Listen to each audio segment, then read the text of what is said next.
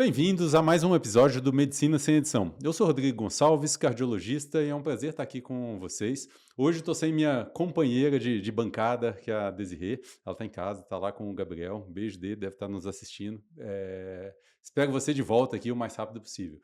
E para ter esse nosso bate-papo de hoje, estou aqui com uma grande amiga, conheço há muito tempo, Elisângela Ribeiro. Ela é cardiologista, colega aí, hoje está na indústria farmacêutica. Elis, muito bem-vinda, é um prazer falar contigo. Para mim também, Rodrigo, é um prazer estar aqui. Eu tenho a alegria de dizer que somos amigos, É então isso, isso é muito bacana. Obrigada pelo convite, e que a gente possa ter um bate-papo bacana. bacana. Eli, eu te conheço sua história, mas queria que você contasse um pouquinho. Eu te conheci quando a gente trabalhou juntos, você era cardiologista, eu Exato. cardiologista, a gente trabalhava ali na linha de frente de um pronto-socorro. De lá para cá, o que mudou na sua vida? Por que da indústria? Como é que você foi parar na indústria farmacêutica? A minha história com a indústria, ela começa um pouquinho antes desse momento aí de guerra que nós vivemos, né.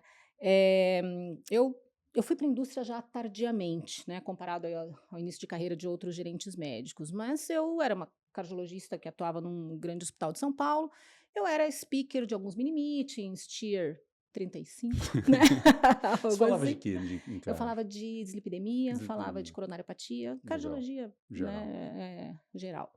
Eh, e eu comecei a ser um pouquinho cortejada aí pelos representantes que me visitavam, né, então eles falavam: "Pô, doutora, vem trabalhar com a gente, você tem o perfil, você tem o jeitão". Eu falava: "Gente, o que quer Que é o dizer ter jeitão, né? perfil, né?". É. Porque e você sabe disso, como o médico puro, ele não tem a menor ideia do que se passa fora do Sim. do ambiente de saúde hospitalar, então não sabe como funciona a indústria, a Gestão, gestão, essas absolutamente coisas. nada, né. E então nessa época eu cheguei a ser indicada para alguns processos seletivos que acabaram não indo para frente, eu deixei isso meio de lado. Mas eu fui também me envolvendo com processos burocráticos dentro do hospital, processos de acreditação hospitalar, conhecendo um pouco mais, sendo chefe de pronto-socorro, chefe de plantão e tal, e fui gostando dessa parte mais administrativa.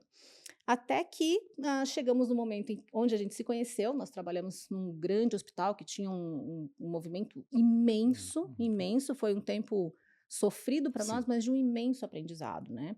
Então, eu me tornei coordenadora desse pronto-socorro, a gente tinha um movimento aí de 30.000 pacientes mês, com uma infraestrutura que não suportava isso Sim. tudo, e teve uma situação muito peculiar, porque até então eu era, como diz minha sobrinha, médica médica, né, eu sabia atender paciente, eu sabia. E é o tal do glamour, né, coordenador do pronto-socorro, mas eu lembro, a Sim. gente tinha que ir lá cobrir Cobrir plantão, é plantão, ir lá isso. 3 horas da manhã É, porque estava dando BO no é pronto-socorro, isso. glamour é zero, É né, isso. é muito trabalho, muita responsa, o valor do salário é o mesmo, mas enfim, um dia o a direção do hospital chegou para mim e falou: "Olha, nós estamos indo tal dia para o hotel tal, nós vamos fazer o planejamento estratégico do hospital, por favor, faça análise crítica do pronto-socorro, faça aí a sua análise SWOT, a gente vai preencher o BSC e vamos tratar disso nessa reunião estratégica". Eu fiquei olhando para a cara O que dele, que você tá falei: falando, né, "Que que é? língua é essa? Tanto de Que sigla, um tanto que de que você está coisa. falando, né?". Eu falei: Até então eu sabia auscultar tórax, eu sabia massagear o paciente em parada cardíaca, eu sabia dar choque no peito do cara para trazer ele de Sim. volta do túnel, né". Eu falei: "Amigo, não vai, A sigla que volta". conhece é RCP, é É, isso. exato, a CLS, É essas isso. coisas.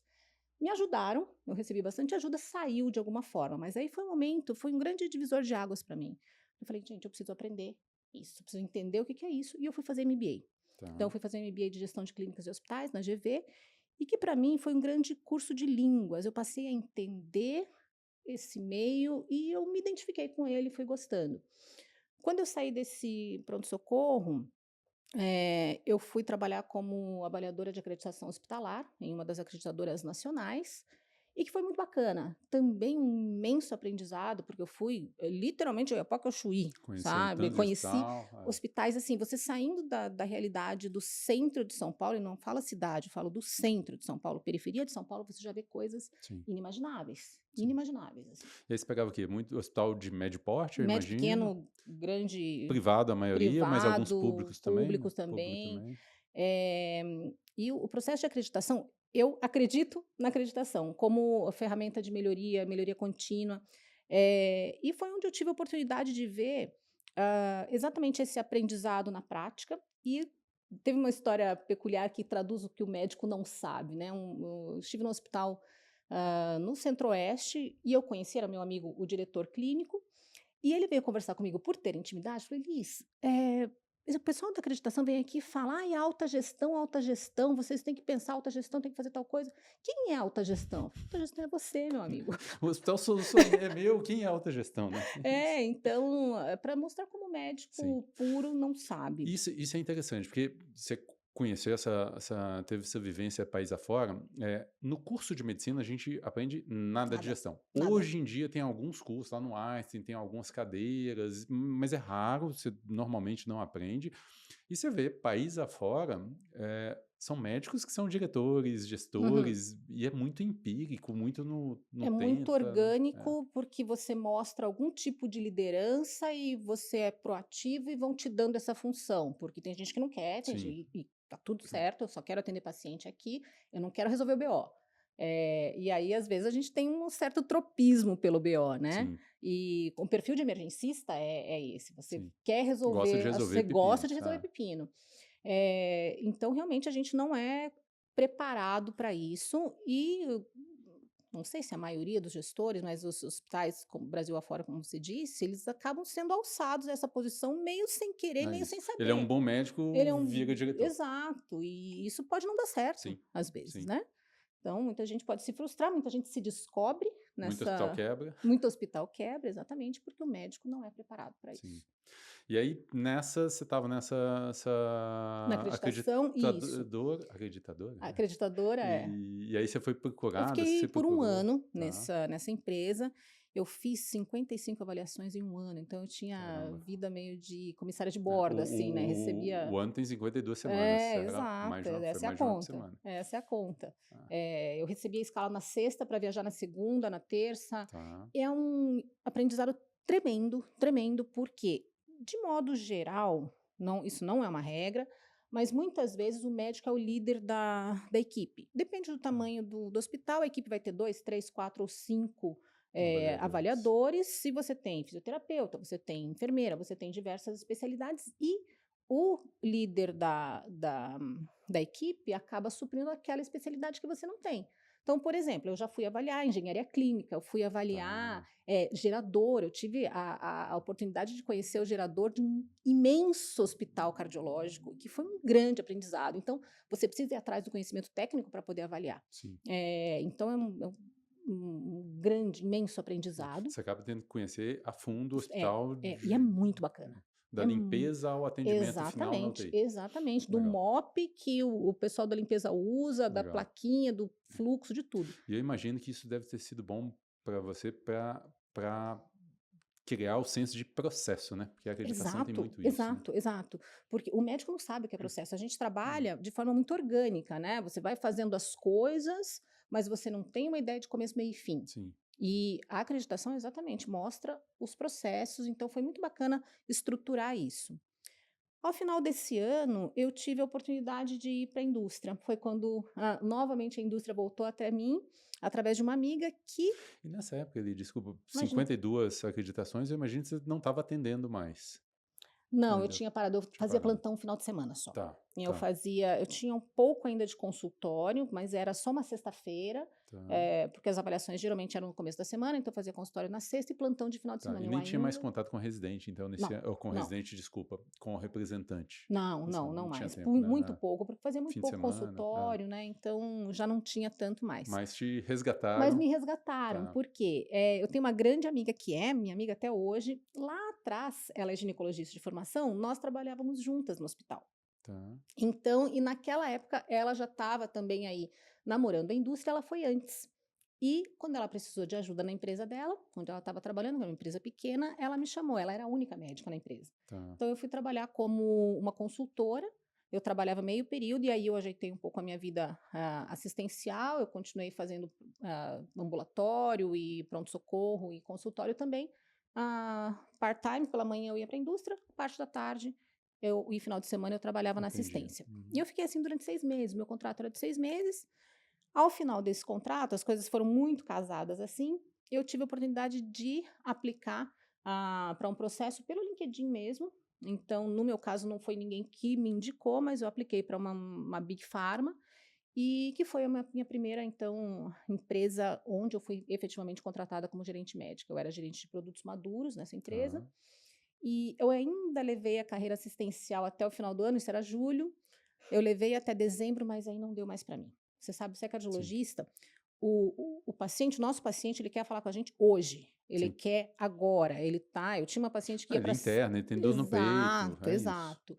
E eu não conseguia ter essa disponibilidade para o paciente, então isso me incomodava. Sim, Ao final do ano eu acabei deixando a vida assistencial e segui então só com a vida na indústria, legal. aí dedicada E aí, full então, seu time. primeiro você teve esse cargo de consultora médica, Uhum. mas efetivo, full time lá foi gerente Gerente médica, né, médica já, eu de já comecei produtos como gerente maduros. E médica, exato. pegava specialty care, Tudo, tudo, tudo. tudo, Primary assim, care, tudo. é uma Big Key, ela estava em streamline da maior parte do seu portfólio de maduros, então tinha desde otorrino, psiquiatria, diversos produtos e era foi muito interessante, eu trabalhava com 16 famílias, 48 produtos, então eu Ah, muita assinei coisa, aí o muita encerramento coisa. de alguns grandes produtos, umas É, grandes marcas aí do mercado, eh e foi uma experiência bem bacana. E depois, nessa época eu ainda não tinha contato com força de vendas, porque eram produtos que estavam aí sendo, eh, terceirizados ou passados para outras empresas, enfim. E ali ao longo de 6 meses, depois de 6 meses eu ganhei um produto promovido, então foi meu primeiro contato com força legal. de vendas.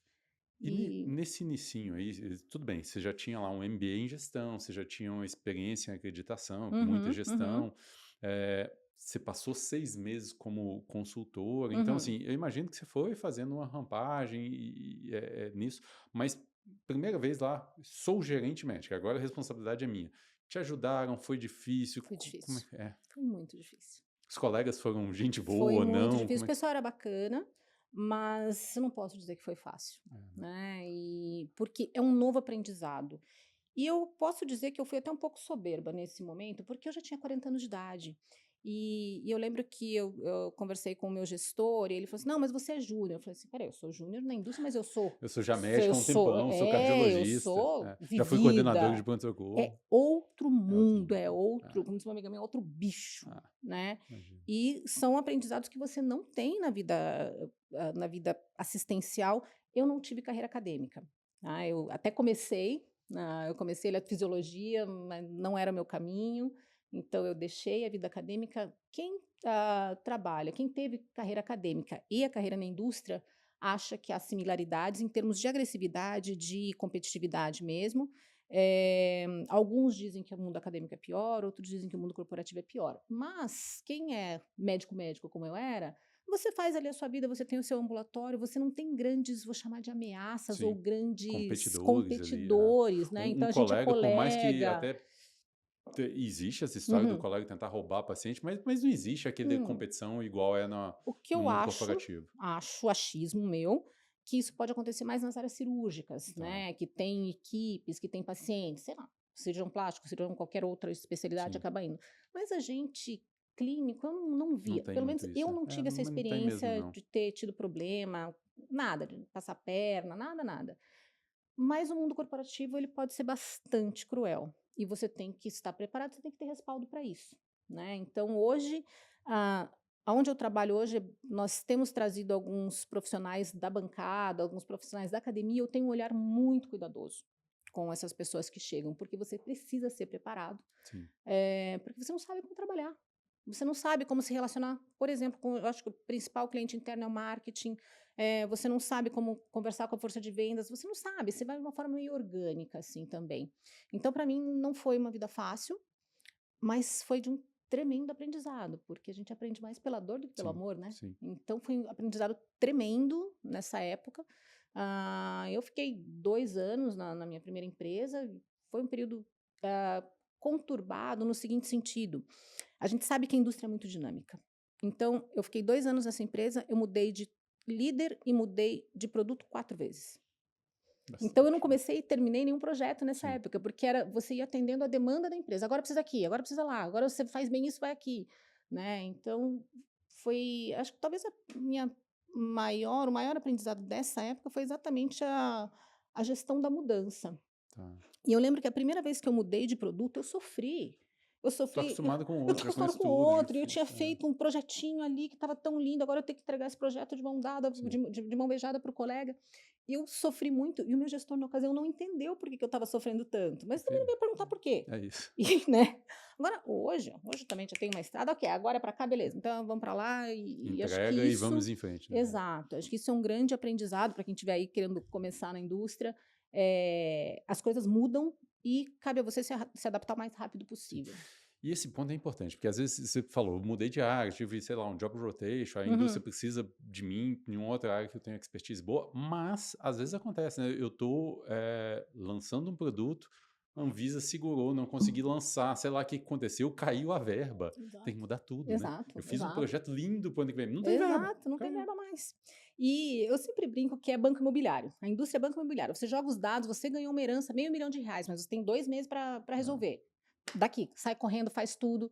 Ah, você ganhou X verba, contrata tantas pessoas, trabalha 6. Não, agora não precisa mais. Olha, agora sim, você perdeu, você volta 10 volta desse casas. caso. Desfaz tudo que você fez. E é assim, Sim, né? Então, sim, quanto mais rápido você aceitar que a realidade é sim. assim, E pode acontecer por N situações, né, você pega, sei lá, vai lembrando aqui de cardioendocrinologia, eu imagino quem era gerente na época de uma pioglitazona, sai um estudo e o remédio cai por terra, você desfaz tudo, joga tudo fora. mas eu vi isso acontecer numa das empresas que eu trabalhei. Ah, havia um produto que trabalhava numa específica área e saiu o guideline, que não utilizava mais o produto, Tá, nenhum tipo de produto. A BU, que é a unidade de negócios, acabou de um dia para o outro, literalmente.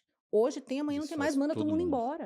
É, impressionante, Manda todo mundo embora, porque não tem impressionante. mais, É. entendeu? O guideline está falando que não vai Não, mais usar. assim, foge da alçada de todo De mundo. todo mundo. Porque eu entendo a frustração de todo o time, demissão, que às vezes Uhum. acontece e tudo mais.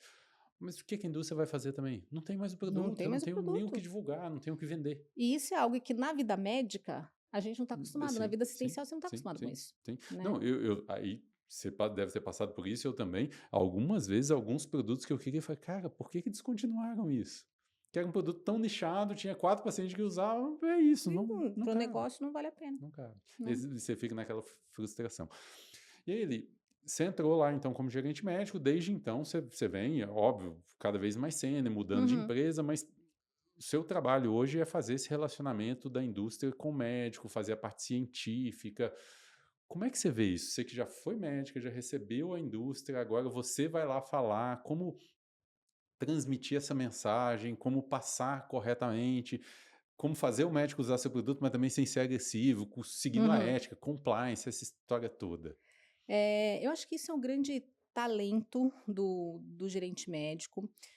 O cargo de gerente médico, ele não é um cargo essencialmente científico, né, o científico cara da ciência é o MSL, Sim. né. O cargo de gerente médico, ele é científico, claro, ele passa pela ciência, obviamente, mas ele é um cargo estratégico e político, né. E aí, cabe um princípio de qualquer, relação, de qualquer comunicação. Você precisa conhecer a pessoa que está do outro lado. Então você precisa entender quem que é o seu público, se você vai falar com o médico, qual médico, como que ele se comporta, quais os diferentes perfis. Uma coisa é você estar trabalhando, conversando com um professor doutor, chefe de serviço, chefe de cadeira, ou você está trabalhando com um cara que é um grande prescritor, tem um grande volume de atendimento. Então você precisa entender o que que é importante, né? Isso como qualquer negociação, qualquer comunicação, precisa entender o que que é importante para você e tentar customizar a mensagem para esse público, né. Então, e aí entram vários dependes, né, depende do que a gente está falando, estamos falando da estratégia, nós estamos falando de acesso, nós estamos falando, como que eu vou entregar essa mensagem, o que que eu quero neste momento do produto, se o produto é um produto Lançamento, pré-lançamento, se é um produto pré-lançamento, maduro, se é um julgamento. produto, se saiu um concorrente novo, se saiu uma informação melhor do concorrente ou se você é o dono da melhor informação. E aí depende, como eu falei, são muitos depende de você, do produto, do momento e da empresa. Por exemplo, eu tive a oportunidade de ser consultora em uma empresa na qual a área médica era absolutamente suporte. Tá. E isso vem mudando, graças a Deus vem mudando, tem sido, eu vejo com muito bons olhos o crescimento da área médica, a importância da área médica nas estratégias e nas empresas. Mas nessa empresa específica, o que acontecia era assim, o time comercial precisava de uma informação, doutora, por favor, eu preciso desta referência. Ok. Ah, mas você pensou, talvez essa aqui não Mas é. você não desenhava nada de estratégia Nada, então? não, Tá, absolutamente nada. Eu só atendia a demanda. tá. Precisa aprovar este material. Ok. Precisa, vou ver se está tudo de acordo com a RDC, com não sei o quê. Ok. Preciso desta referência. Ponto. Que era um modelo antigo, que o marketing colocava lá uma frase, enfim, um claim, alguma coisa, e Acha área algum médica jeito de se justificar essa vira e frase. justifica Tá isso. bom. Eu, graças a Deus, não tenho vivido isso nos Uhum. últimos muitos anos. Tá. Não é mais assim. Pelo menos na minha vivência não é assim. E aí hoje em dia você ajuda, é óbvio que entra nisso o pessoal do marketing, entra Uhum. lá o pessoal comercial, mas ajuda a definir, ó, vamos abordar mais esse ponto, ou o meu diferencial que eu vou trabalhar é mais Exato, esse. Tá, exato. legal. E esse é o grande valor da área médica, né, na estratégia do produto, porque é a gente que domina profundamente aquele conteúdo, o conteúdo científico, e cabe a gente entender ali onde que está o pulo do gato, onde que isso aqui vai nos diferenciar, onde que essa informação é importante para este público e tal, e tal, e tal. Então, e pelo menos eu tenho uma boa experiência nos últimos anos de que o marketing, o comercial tem ouvido muito bem. A parceria tem Legal. sido muito bacana na minha experiência nos últimos anos.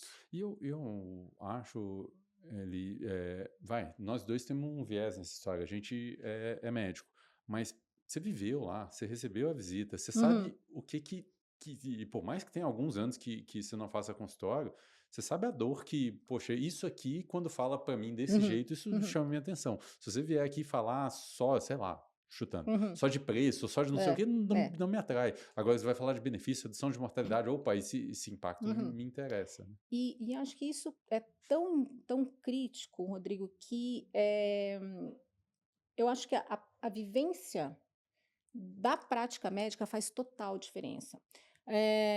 Como tudo tem lados bons e lados ruins, existem gestores, gerentes médicos que vão muito cedo para a carreira corporativa. Eu fui um pouco mais tarde e você faz diferença como bate na gente. Então, às vezes eu olho e falo, gente, isso aqui não conversa com o médico. Esta palavra não conversa com o médico. Boa. Muda isso aqui, né? Então, você usa um termo técnico ou uma sigla. Não, vamos lá usar um termo mais aceitável, né? Que o médico bata o olho. O médico não tem tempo. Sim. Não tem tempo. Então o cara tem que bater o olho. A mensagem tem que entregar de prima. Se tiver que falar muita coisa e mostrar muito gráfico, isso não conversa. E é interessante, aí vai, vou puxar da sua experiência lá como médico, esquece o gerente médico agora.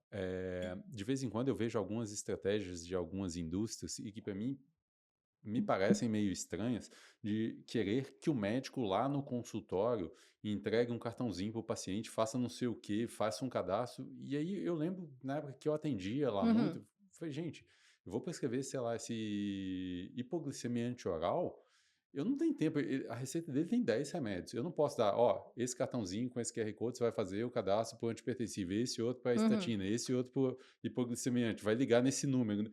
Eu nem lembro, são É. 7 remédios, 5 laboratórios diferentes, com 4 programas diferentes de cadastro.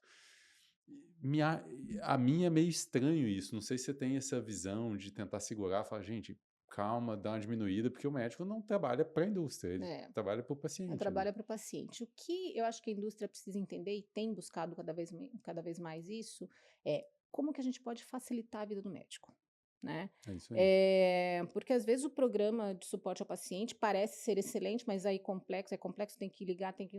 É que é isso que você está falando. Isso não ajuda o médico. Então, aí o desafio da equipe é exatamente entender como que isso pode facilitar a vida do Perfeito. colega. Né? O grande ponto é o que a gente pode ajudar? Como que a gente pode ajudar? E o médico, e você sabe disso, a gente quer o melhor para o paciente. Se a gente está prescrevendo aquela droga, é porque a gente acredita naquilo. Sim. Né? Então, como que este circuito aqui vai funcionar da melhor maneira? Como que a indústria pode auxiliar? Porque se tiver muita complexidade, tiver que preencher muito cadastro, fazer muito número, preencher muita coisa, Não esquece. vai, né, Não não vai, vai. não Mesmo vai. porque não é nem uma vontade, porque não vai lembrar, Não, não não lembra, consegue, né. não dá tempo, tem que ser algo É. rápido, tem E que aí ser algo depende muito do perfil, né, tem um médico que vai, sei lá, atender um consultório particular, uma consulta por hora. Tem um médico que vai atender 4 por hora, 4 por 5 por hora. hora, e aí começa a complicar. É. E me conta uma coisa, na indústria que você está atual, você chega a entrar até no mérito de preço, de falar: "Ó, tá caro, lembra lá, isso aqui é para uma especialidade assim, um Não, assado", não não. não. Em termos de preço, o que eu posso fazer é, por exemplo, em um advisory board, tentar entender o que que os médicos que estão participando daquele advisory entendem que é aceitável ou não, e isso eu transmito para a equipe que vai Tá, trabalhar no pricing. A gente, como área médica, não interfere diretamente, "Ah, não, isso está caro, abaixa". Não, mas tá. eu trago a informação, o que a gente tem de campo é isso Isso aqui, o vai que a gente caber, é cabe isso ou não aqui cabe, isso cabe, aqui não tá. cabe, os médicos falam isso, isso e isso. Bacana. Mas não, a gente não participa diretamente da precificação. E me conta uma coisa, trabalhou em algumas indústrias, tem contato com outros colegas de Uhum, outras empresas. Como é que você tem visto? Você me falou que o time de marketing, time de lá de campo, tem ouvido e tem chamado o médico para essa estratégia, para traçar isso cada vez mais. Mas como é que você tem visto esse movimento de maneira geral, principalmente do o que o gerente médico no Brasil, ou o diretor médico no uhum. Brasil, consegue influenciar numa estratégia ou ainda vem muito de global, as multis determinam lá de cima para baixo? Olha, de modo geral, a estratégia vem da Global, mas a gente tem buscado mostrar, e o Brasil ele é um mercado muito peculiar, né? Então você precisa mostrar para a Global que A, B ou C tática não funciona na realidade do Brasil. Vou dar um exemplo. Para alguns cenários de diabetes ou hipertensão, fora do Brasil, quem que é o grande alvo? É o clínico geral, Tá, que no não Brasil não funciona. funciona. Então, já aconteceu situações a gente ter que mostrar para a Global que no Brasil a gente vai ter que falar com o cardiologista, porque o clínico não é a pessoa que vai ser procurada, você sabe disso. Sim. Então, e era muito difícil nessa situação mostrar para a É para Global. entender o inglês e entender que um hipertenso sem muita complicação não vai no cardio. É, Não vai no clínico é, geral, ele é vai isso, direto no vai cardio. direto no cardio É, aqui. porque alguns países o paciente precisa ir até o clínico geral para ter um Isso, encaminhamento. No Brasil não, no Brasil se sim, liga no médico que você quiser, sim. né. Existem questões interessantes, por exemplo, questões, governamentais.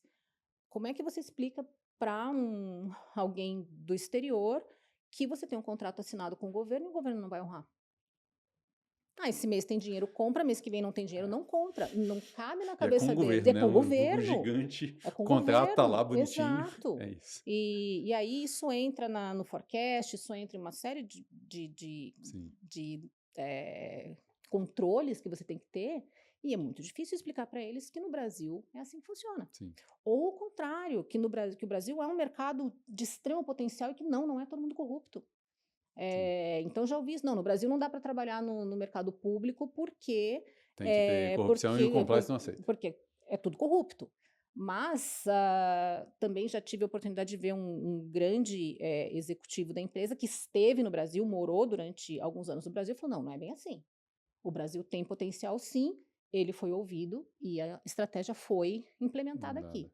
Exato. E você sente que isso tem ficado mais fácil ou não? Depende muito do time brasileiro mostrar essas estratégias, como é que Depende do time brasileiro, depende do tá, quanto você mostra a robustez, conhecimento, assim, conhecimento do mercado, legal. porque se você necessita de um estudo, se você necessita de, qualquer tática, você tem que dizer por quê.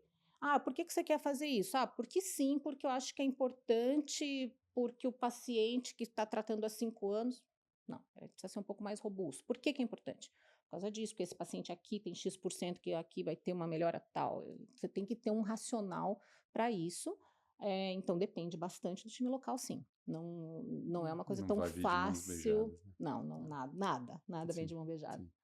E me diz mais uma coisa, eu sei que você conhece várias coisas aí de mercado internacional, e você falou do potencial do Brasil, e é realmente um país grande, tem Uhum, 220 milhões de habitantes, eh, financeiramente a gente tem nossas dificuldades.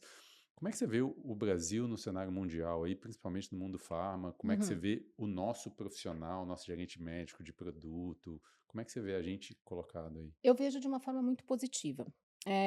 Foi-se o tempo em que o brasileiro era o cara do jeitinho. "Ah, brasileiro é safado, brasileiro vai dar um jeitinho". Esse jeitinho ele é entendido como flexibilidade. Tá, O brasileiro é um profissional que trabalha muito, muito, muito, muito, muito. Então, eles nos veem como alguém que faz acontecer, né. E isso não só na empresa que eu estou agora, mas eu já vi em outras. O Brasil, geralmente, muitas vezes, é um país prioritário nas estratégias. Legal. Claro, dentro dos clusters, você não vai Sim, competir com os Estados Unidos, que é uma sim. outra. A maior em habitante, é muito maior em Exato, dinheiro. exato, É, exato. Mas o Brasil tem sido muito bem visto, sim. A gente ainda tem dificuldades regulatórias, a gente tem dificuldades para pesquisa clínica, mas nossa dificuldade é para iniciar uma pesquisa. Uma vez que inicia, a gente vai muito bem, legal. tanto no recrutamento quanto nas entregas. Então, eu vejo o Brasil sendo muito bem aceito, eh, tanto na área médica quanto na área de marketing. Na minha atual empresa, a gente teve uma experiência muito bacana, que nós perdemos toda uma alta diretoria, porque todo mundo foi. Ninguém saiu da empresa, todo mundo Para cresceu global para ou para global, outras para outras filiais. Que legal. afiliadas, foram ser gerentes gerais. Então, isso foi muito bacana, porque o trabalho foi muito bem feito e Legal. essas pessoas foram absorvidas em cargos mais E relevantes. eu imagino, ou pelo menos os que eu conheço, os brasileiros que trabalham na indústria e que foram para fora, são pessoas que acabam se destacando, são muito competentes, né? Uhum, Chegam lá, uhum, trabalham pra caramba, tá acostumado, se desdobra. Tem essa flexibilidade que uhum. a gente para fazer, eu acho que até para ser médico no Brasil, a gente, poxa, tem um tanto de coisa que a gente aprende na escola, ó, se não tiver isso, você faz Você aquilo, faz você vai na aquilo, gambiarra, exato. então a gente É, é moldado assim, isso, né? então, na verdade, isso é o foco no resultado, né? É, é Então, isso. você precisa entregar. E o que eu ia falar? Me fugiu agora o que eu ia dizer a respeito de. Tudo bem, seguimos, depois eu lembro. Você comentou um negócio do regulatório, e nos estudos isso é muito nítido. A gente é um dos últimos países a começar recrutamento e depois é campeão em vários aí É, é. de recrutamento. E eu sei que a Anvisa tem demorado pra caramba também a aprovação de novas medicações. Uhum. E aí, vocês ficam, vai, navegantes disso, assim, são passageiros, dá para fazer alguma coisa? A agência, ela está num momento muito delicado, porque eles estão subdimensionados. Então eles estão trabalhando tanto quanto eles podem, o máximo que eles podem, da melhor maneira possível. Cabe a nós tentar auxiliar de alguma maneira, mas não tem muito o que fazer, porque depende deles. Eles têm uma função extremamente técnica, delicada, tem que ser profunda, tem que ser atenta. Então, Você põe os insumos, dá todos os estudos, tal, sim, mas tem sim, coisa sim, sim. Você que fornece não adianta, dossiês né? imensos e exatamente os caras têm que parar ali, ler, É. avaliar aquilo tudo com muito cuidado, entender o que está acontecendo no mundo, nas outras agências, essencialmente FDA e EMA. Eh, então não tem muito. Uma vez que eles iniciem, que a gente coloque a, A fa- a submissão, né? submissão, a gente tem que aguardar Sim. o tempo deles. Existem caminhos diferentes, dependendo da doença, se é uma doença órfã, se é um Sim. medicamento novo na classe e tal. Existem caminhos diferentes que podem ter durações maiores ou menores. Mas se o meu produto não é um produto essencial e chega um outro produto que é prioritário, eu vou ficando mais para trás na fila. Sim. E aí, na sua visão, então, é um pouco mais torcer ou forçar aí o governo a redimensionar time, né? O É um pouco ideal tamanho aí. seria aí uma força da sociedade mesmo, né? Então, e aí a gente, como indústria, fica um pouco de mãos Sim. atadas. Eh, E é engraçado que você falou de sociedade, mas é algo que não passa pela cabeça de um cidadão comum. Só que a gente tem que entender que isso é extremamente importante, porque muitas vezes nessa tem um remédio que está lá na uhum, fila, uhum, que ele pode ser mais eficaz, ter menos efeito colateral, tratar uma doença. Tudo bem, doença órfã tem uma prioridade nisso, mas ele pode, inclusive, fazer com que o outro remédio de uma classe mais antiga caia de preço. Então, eu lanço um antipertensivo uhum, novo, os outros vão diminuir preço. Então, acaba aumentando o acesso de maneira geral, né? né? Então, Isso pode a acontecer. população precisa pensar um pouco nisso, né? Mas essa comunicação ela é muito delicada e o brasileiro, de modo geral, ele não tem esse ímpeto de ir lá e Sim, brigar por isso, ou não sim. tem nenhum conhecimento, não Eu acho alcança o que é isso, não tem nem conhecimento. conhecimento, né? É, Não não, fica na visão geral é. ali. Li, queria de verdade te agradecer muito pelo nosso papo, adorei nossa conversa. Queria saber se você tem alguma mensagem final para passar para o nosso colega, para o seu colega gerente médico, para o pessoal que está lá de produto, o que você tem para dizer aí para esse povo? Eu acho que um grande aprendizado da indústria e da vida, né, é a comunicação. Então, acho que as habilidades de comunicação elas são essenciais em qualquer papel e no papel do gerente médico a gente interage com muitas áreas, com o marketing, com o comercial. Quanto mais fluida essa comunicação for, melhor para todo mundo, né. Então o que não cabe mais, a gente: "Não, isso aqui é meu, não, Legal. deixa que eu aqui só eu mexo", né, e o coleguinha só não, isso aqui é nosso, né, então a gente está junto por um objetivo, que é o objetivo da empresa, então está aberto, né, a ouvir e a colaborar, Sim, porque a área médica ela consegue melhorar muitas coisas através da entrega da informação, da melhor informação. Então, se a força de vendas precisa, tem uma necessidade específica, cabe a gente auxiliá-lo a passar aquela mensagem, entregar a informação que ele precisa. Se o marketing precisa de algo, nós podemos também auxiliar. Então, a comunicação acho que é o mais importante, estar aberto, ouvir, ok? sim, Tá, algumas palavras estão muito na moda, mas a escuta ativa é o que que você precisa de fato, legal. né? E como que eu posso te auxiliar nisso? Então, acho que é algo que a gente pode eliminar, não é uma boa palavra, mas diminuir o uso do não, né? Porque o não ele fecha Sim, portas. Ok, isso talvez a gente não consiga fazer agora, mas dá para fazer isso, sim. isso, isso, isso. Oferecer E eu alternativas. acho que você pôs um ponto bastante importante, que é sentar e conversar para entender, ó, do ponto de vista científico, isso não cabe por conta disso ou daquilo, ou eu deveria fazer isso. E aí a pessoa lá de produto, ó, do ponto de vista comercial, eu preciso. Senta, conversa, porque senão você retém informação ou ele retém informação, vocês É, vão brigar e não vão chegar em lugar nenhum, né? exatamente. Isso aí, bacana. Exatamente. Muito obrigado, obrigado Eu de é que verdade agradeço, pela agradeço o visita. convite. O Prazer papo foi muito bacana. bater esse papo contigo. Pessoal, se gostaram do nosso episódio, eu peço que, por favor, deixe seu like, compartilhe com os amigos aí, mande esse podcast para os colegas, se inscreva no nosso canal. É um prazer estar aqui. Se puder deixar seu comentário, sugestão de tema ou de convidados, vai ser um prazer poder atendê-los aí.